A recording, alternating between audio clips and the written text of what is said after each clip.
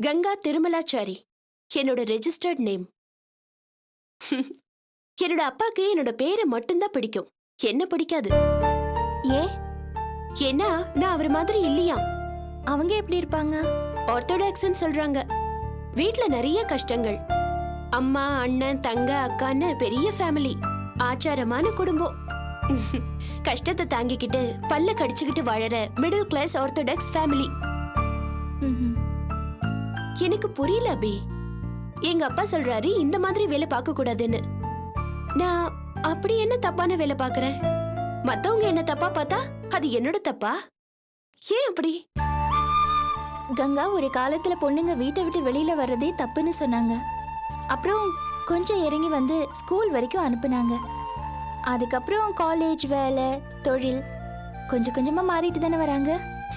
அவங்க மெதுவா மாறட்டும். அதுக்காக என் லைஃப நான் பணைய வைக்க முடியுமா? அபி, நான் வேலையில ராத்திரி பகல்னு உழைக்கிறேன். இத்தனை வருஷம் சர்வீஸ்ல நிறைய ஆம்பளைங்களை சந்திச்சிருக்கேன். ஒருத்தர் கூட சரியான ஆள் இல்ல. ஒவ்வொருத்தரும் ஒவ்வொரு மாதிரி. ஒருத்தர் பார்த்த உடனே சொல்லு விடுறது, இன்னொருத்தர் ஜென்டில்மேன் மாதிரி அறிமுகமாகி 2ஆம் நாளே பல்ல காட்டுறது. இதுல 60 வயசு ஆளுங்களும் அடக்கும். கங்கா, நீங்க கல்யாணம் பண்ணிக்கீங்களே. கல்யாணமா? லவ் பண்ணி ஒருத்தனை கல்யாணம் பண்றதே ரிஸ்க். கல்யாணத்துக்கு அப்புறம் எப்படி மாறுவானே சொல்ல முடியாது.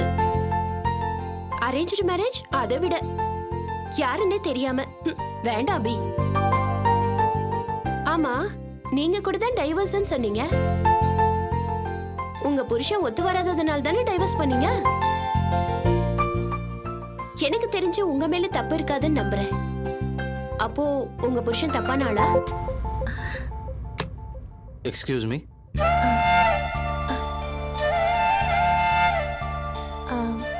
வாங்க பாஸ்கர், வாங்க.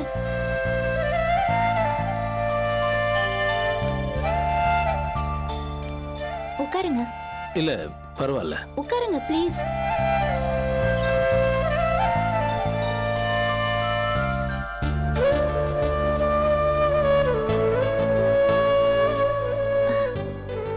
கங்கா, நான் சொன்னேன்ல மிஸ்டர் பாஸ்கர், இவர்தான் என்னோட.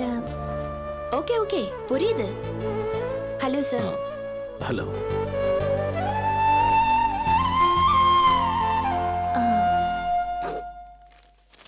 பாஸ்கர், இந்தாங்க. போதுமா? 10,000 rupees இருக்கு. ஸ்கேன் தானே எடுக்கணும், இதை வச்சு நான் மேனேஜ் பண்ணிக்கிறேன். அப்புறம் அப்பா வந்து நான் பார்க்குறேன்னு சொல்லுங்க. சரி, கிளம்புறேன். வரேன்.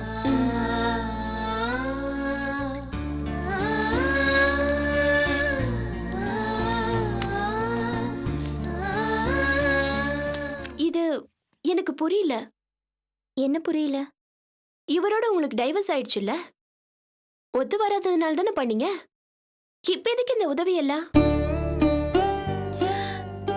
கங்கா, நான் இவரை கல்யாணம் பண்ணிக்கிட்டு இவர் வீட்டுக்கு போகும்போது இவரோட எல்லா உறவுகளையும் நான் நேசிச்சேன். அவங்க தான் என்ன சரியா புரிஞ்சுக்கல.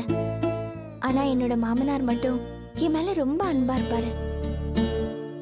அவரை நான் என் சொந்த அப்பாவா நினைச்சேன். ஆனா இன்னைக்கு அவர் சாகுற நிலைமையில இருக்காரு. ஏதோ என்னால முடிஞ்ச அளவுக்கு உதவிகளை செய்யறேன். அபி, நான் ஒன்னு சொன்னா தப்பா எடுத்துக்க மாட்டீங்களே? என்ன? நீங்க ஒரு சென்டிமெண்டல் ஃபூல். இருக்கட்டும், அப்படியே இருந்துட்டு போறேன்.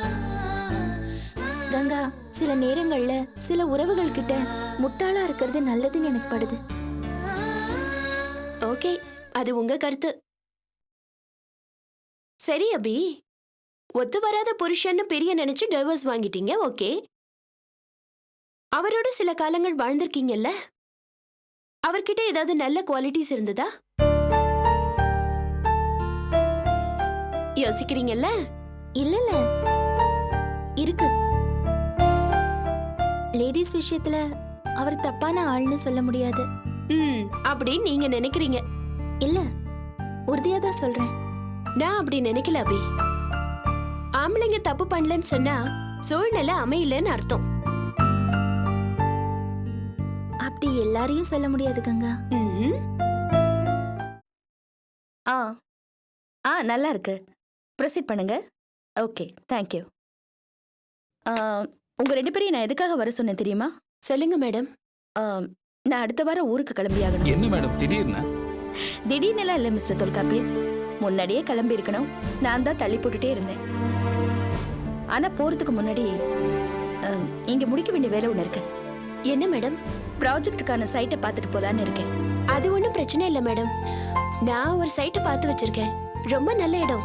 நம்ம ப்ராஜெக்ட்டுக்கு எல்லா விதத்திலயும் அது ரொம்ப சரியா இருக்கும். குட். நீ ஒன்று பண்ணுங்க. சைட்டை பத்தின எல்லா விஷயத்தையும் மிஸ்டர் தொல்காப்பியன்ட்ட டிஸ்கஸ் பண்ண. மிஸ்டர் தொல்காப்பியன், சொல்லுங்க மேடம். நீங்களும் கங்காவும் அந்த இடம் ப்ராஜெக்ட்டுக்கு ஒத்து வருமா, லிட்டிகேஷன்ஸ் ஏதாவது இருக்கா, டிரான்ஸ்போர்ட்டேஷன்ஸ்க்கெல்லாம் சரியா வருமா, இந்த மாதிரி டீடைல்ஸ் எல்லாம் கலெக்ட் பண்ணிட்டு அபி கிட்ட காட்டுங்க. அபிக்கு ஓகேனா எனக்கும் ஓகே. அபி இப்போ பில்டிங் ஸ்ட்ரக்சர் விஷயமா மீட்டிங்ல இருக்காங்க. இந்த விஷயமா அவங்கள டிஸ்டர்ப் பண்ண வேண்டாம். ஓகே? Okay madam. உங்க 2 பேருக்கும் திரும்பவும் சொல்றேன், உங்களுக்கு திருப்தியா இருந்தா மட்டும் அபி கிட்ட காட்டுங்க. Okay madam. நீங்க உடனே ப்ரொசீட் பண்ணுங்க. சரி மேடம், நாங்க இப்பவே போய் சைட்டை பார்த்துறோம். சரி. Thank you madam.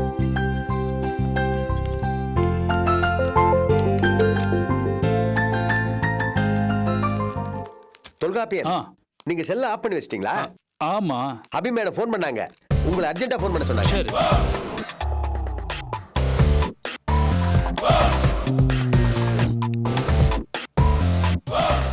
நீங்க என்ன இங்க? உங்களை பார்க்க தான் வந்தேன். ஹலோ. ஒரு சொல்லுங்க. நிமிஷம் இப்படி வாங்க.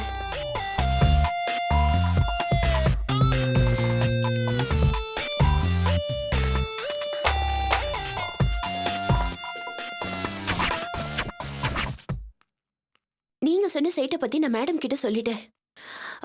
என்ன முதல்ல பார்த்து ஓகே பண்ண சொல்லியிருக்காங்க. நாளைக்கே நான் வந்து சைட்டை பார்க்கறேன். ஓகே? ரொம்ப நல்லது மேடம். அப்புறம் ஒரு சின்ன விஷயம். என்ன? நம்ம சைட் கிளீன் சைட் தான், ஆனா பழைய லிட்டிகேஷன் ஒன்று இருக்கு. ஒருத்தன் கேஸ் போடணும்னு தெரியறான், அவனுக்கு அந்த இடத்துல பங்கு இருக்கிறதா சொல்லி. என்ன மேடம் யோசிக்கிறீங்க? ரொம்ப பிரச்சனையான இடமா இருக்கும் போல் இருக்கு. என்ன மேடம் இத போய் பிரச்சனைங்கிறீங்க? மேடம், ஒரு இடம் சம்பந்தப்பட்டவங்கிட்ட நேரடியா வாங்கும் போதே பல பிரச்சனைகள் வரலாம். பட்ட அளவு அது இதுன்னு. இது எவ்வளவு பெரிய இடம். 10 பேர்கிட்ட இருந்து ஒவ்வொரு இடத்தையும் தனித்தனியா விலை பேசி வாங்கி ஒரு பெரிய சைட்டப் பண்ணிருக்கோம். அதுல 3-4 இடத்துல லிட்டிகேஷன் இருக்கத்தான் செய்யும். ஒரு இடத்துல பட்டா பிரச்சனை வரலாம், இல்ல ஒருத்தர் இடத்தோட கிரவுண்ட் அளவு தன்னோட இடத்துல இருக்குன்னு இன்னொருத்தர் பிரச்சனை பண்ணலாம். இந்த மாதிரி பெரிய இடத்துல இப்படி பிரச்சனை வரத்தானே செய்யும் மேடம். இது எல்லாத்தையும் நீங்க சமாளிச்சு நேர் பண்ணி இடத்தை முடிக்கிறதுக்காக தான் உங்களுக்கு நாங்க பல லட்ச ரூபாய் கமிஷனா தரோம். இடத்துல பிரச்சனை இல்லைன்னா இடத்தோட விலையை கூட்டுவோம், பிரச்சனை இருந்தா கமிஷன் தொகையை கூட்டுவோம். ரியல் எஸ்டேட் பிசினஸ்ல இதெல்லாம் சகஜம் தானே மேடம். சரி, பார்க்கலாம். வேற ஏதாவது? வேற பெரிய ப்ராப்ளம் ஒண்ணும் இல்ல. நம்ம சைட்டோட பின்பக்கத்துல காஞ்சிபுரம் டிஸ்ட்ரிக்ட்ல ஒரு ரோடு வர்றதா பிளான் பண்ணிருக்காங்க. அது வர பட்சத்துல நம்ம சைட்ல கொஞ்சம் ஏரியா அடிபடும். மேடம், நீங்க யோசிக்க வேண்டாம், இடத்தை முடிச்சு கொடுத்துருங்க. மேற்கொண்டு கமிஷன் தொகையை கூட்டணும்னா நான் என் பாஸ் கிட்ட பேசி கூட்டி தர சொல்றேன். சரி, விடுங்க. இந்த ஆபீஸ்ல வச்சு இதெல்லாம் டீடைலா பேச வேண்டாம். Okay madam. சரி, சைட்டை பார்க்க நீங்க மட்டும் தானே நாளைக்கு வரீங்க? இல்ல, தோ அங்க நிக்கிறாருல, அவர் பேர் தொல்காப்பியன். அவரு கூட வருவார். அது ஒண்ணும் பிரச்சனை இல்ல, எல்லாம் நான் பாத்துக்கிறேன். ஆனா நம்ம பேசினபடி கமிஷன் பணம் என் கைக்கு வரணும். அது நிச்சயம் வந்துடும். ஆனா கூட இன்னொருத்தர் வேற வரான்னு சொல்றீங்க. அதான் நான் சொல்றேன்ல, அவரை நான் பாத்துக்கிறேன். அது ஒண்ணும் பிரச்சனை இல்ல. நீங்க அதை பத்தி கவலைப்பட வேண்டாம். என்னோட கமிஷன். நீங்களும் அதை பத்தி கவலைப்பட வேண்டாம். Good, very good. Thanks madam. வரேன்.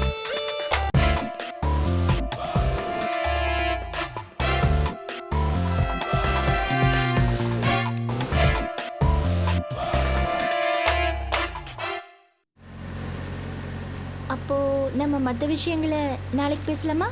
ஓகே. டிரைவர், காரை லெஃப்ட்ல ஓரமா நிப்பாட்டுங்க. ஏன்? இல்ல, நான் இங்க இறங்கி இப்படியே நடந்து போயிடுறேன். உங்க வீடு இங்கே தானா? இங்க இல்ல, இங்க இருந்து ஒரு 2 கிலோமீட்டர். அப்புறம் என்ன, நான் வீட்லயே உங்களை டிராப் பண்ணிடுறேன்.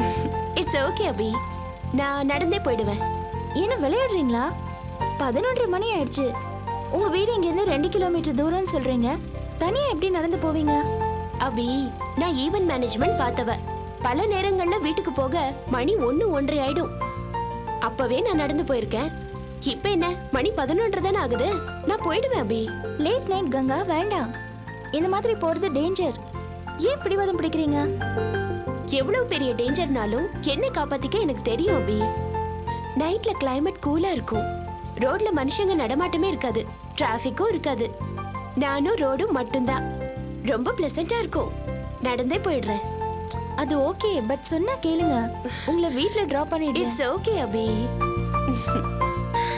ஓகே, அப்புறம் உங்க இஷ்டம். நீங்க வேணா வாங்களே, அப்படியே ஜாலியா நடந்து போலாம். No thanks, please. நீங்க கிளம்புங்க. பார்த்து போங்க என்ன? Okay, good night. Good night, see you.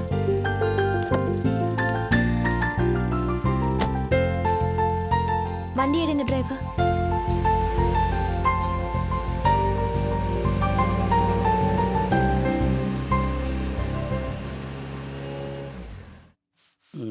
ராசாத்தி ஒன்று மகனாக நினைச்சு ராணி நினைச்சு ராசாத்தி மகனாக நினைச்சு ராணி அதை பிடிச்சு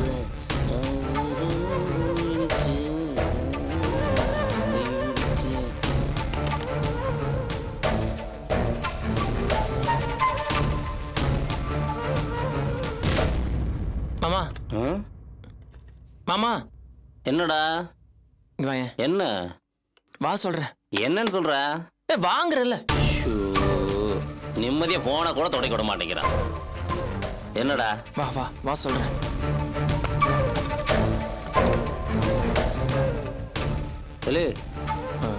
என்னடா மாப்ள?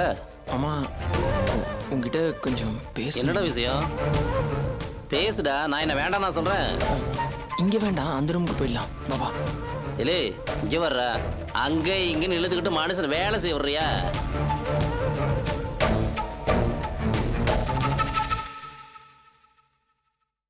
என்னடா? மாமா, என் ஃப்ரெண்டு ஒருத்தனை. மனோ, உனக்கு காஃபி வேணுமா? எனக்கு வேண்டாமா காஃபி. அபி, உனக்கு? நான் அப்புறம் சாப்பிடுறேம்மா, இப்ப வேண்டாம். நீயாவது சாப்பிடுறா? எனக்கு பால் காப்பிலாம் வேண்டாம். வர காப்பி வேணா கொடு. வகுறு வேற சரியில்லை. கடமுடாண்டு கிடக்குது. மாமா வா, உள்ளே போயிடலாம். என்னடா அங்க இங்கன்னு அலக்கழிச்சிட்டு இருக்கிற? சொல்றேன் வா. என்னடா நீ? சார்,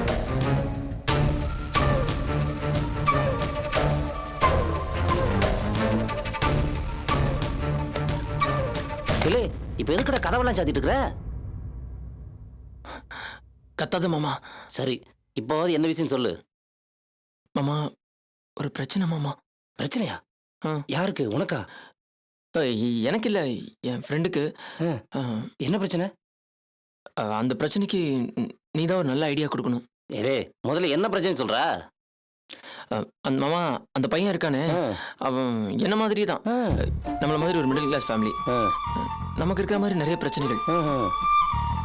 அவனுக்கு தெரிஞ்ச பொண்ணு ஒண்ணு. அது யாருன்னா, அவன் ஏற்கனவே வேலை பார்த்த முதலாளியோட பொண்ணு. சரி. அவ ஏதோ மன வருத்தத்துல கடலுக்கு போய் தற்கொலை பண்ணிக்கிறதுக்காக போயிருக்கா. இந்த பையன் போய் காப்பாத்திருக்கான். இல்லே, அதான் காப்பாத்தியாச்சுல, அப்புறம் என்ன பிரச்சனை? ஐயோ, அதுக்கப்புறம் தான் மாமா பிரச்சனையே. அந்த பொண்ணு இப்போ திடீர்னு என் ஒர்க் ஷாப்புக்கு வந்து நான் லவ் பண்ணா ஒன்னதான் பண்ணுவேன்னு சொல்றான். என்னது? அவ எதுக்குடா உன் ஒர்க் ஷாப்புக்கு வந்து உன்னை லவ் பண்றேன்னு சொல்றா? மாமா, நீ வேற. நான் இல்ல. என் ஃப்ரெண்டு ஒர்க் ஷாப்ல என் கூட தானே வேலை செய்யறான். அங்க வந்து அவனை லவ் பண்றதா சொன்னான். ஐயோ மாமா, நீ வேற. தயவு செஞ்சு என்ன கன்ஃபியூஸ் பண்ணாத மாமா. நீ முதல்ல தெளிவா சொல்லு மாப்ள. ஒர்க் ஷாப்புக்கு வந்து தனியா கூட்டிட்டு போய் என்ன கல்யாணம் பண்ணிக்கிறேன்னு கேட்டுச்சா. என் ஃப்ரெண்டு வெளவெளத்து போயிட்டான். பரவாயில்லையே. நம்மளால பயந்து போய் வேணான்னு சொல்ல, அதுக்கு அவ சொல்லிருக்கா, நீ சரின்னு சொல்லனா நான் செத்துருவேன்னு சொல்லிருக்கா மாமா. என்னடா, ரொம்ப கூடுதலான லவ்வா இருக்கே. ஆமா மாமா, எனக்கு கூட அப்படி நம்ம கிட்ட என்னதான் இருக்குன்னு தோணுச்சு. என்னடா சொல்ற? உனக்கு எதுக்குடா அப்படி தோணுச்சு? வாய் தவறி சொல்லிட்டேன் மாமா. என் ஃப்ரெண்டு கிட்ட அப்படி என்னதான் இருக்குன்னு தோணுச்சு. ஏன் மாமா, இப்ப நான் அவனை என்ன பண்ண சொல்லட்டும்? ஏன்னா அவனுக்கு நான் தான் ஐடியா கொடுக்கணும். அந்த பொண்ணு என்னடானா, நீ சரின்னு சொல்லணும் நான் செத்துருவேன்னு சொல்றா. இங்க வர மாப்ள, இந்த மாதிரி மேட்டர்ல யோசிக்கவே கூடாது. அதே மாதிரி அடுத்தவன்ட்ட ஐடியாவும் கேட்க கூடாது. கொலைப்பு விட்டுருவாங்க. இப்ப என்ன பாரு. நானும் உன்ன மாதிரி வாலி பயிலா இருக்கும்போது சும்மா அப்படியே மின்னு இருப்பேன். கண்ணெல்லாம் மைதீட்டி பளபளன்னு இருக்கும். ஊர்ல 4 பொம்பளைங்க என்னை தெருவுலையே நடக்க விட மாட்டாளுங்க. என்கிட்ட வந்து மாறி கட்டிக்கோன்னு சொல்லிக்கிட்டே இருப்பாளுங்க. அப்ப கொஞ்சம் யோசிச்சேன், அதாண்டா மாப்பிள்ள நான் பண்ண தப்பு. இது வரைக்கும் பாரு, மொட்டை மனுஷனா தனிமரமா நின்றுட்டு இருக்கேன். மாமா உன் கதை எப்படி? எனக்கு ஒரு பதில் சொல்லு. இதாண்டா மாப்பிள்ள பதில். இதுல எல்லாம் யோசிக்கவே கூடாது மாப்பிள்ள. பொண்ணு நல்லவ தானே, பெரியம்மா நடந்துக்குவாள்ல. அப்ப லேட் பண்ணாம ஓகேன்னு சொல்லி தலையாட்டி ஐ லவ் யூன்னு சொல்லிட வேண்டியதானே. சொல்லிடலாம் தான், ஆனா எனக்கு பயமா இருக்கே. உனக்கு எதுக்கடா பயமா இருக்கு? இல்ல அவசரத்துல வாய் தவறிடுச்சு. என் ஃப்ரெண்டுக்கு தான் பயமா இருக்குன்னு சொல்ல வந்தேன். அத சொல்ல வந்தா உனக்கு வாய் தவறுதோ? இது எனக்கு தெரியாம போச்சடா மாப்பிள்ள. மாமா நீ அனாவசியமா போட்டு குழப்பிக்காத. இந்த மேட்டரை பத்தி நானே யோசிச்சுக்கிறேன். நான் சொன்னதெல்லாம் நீ மறந்துடு, சரியா?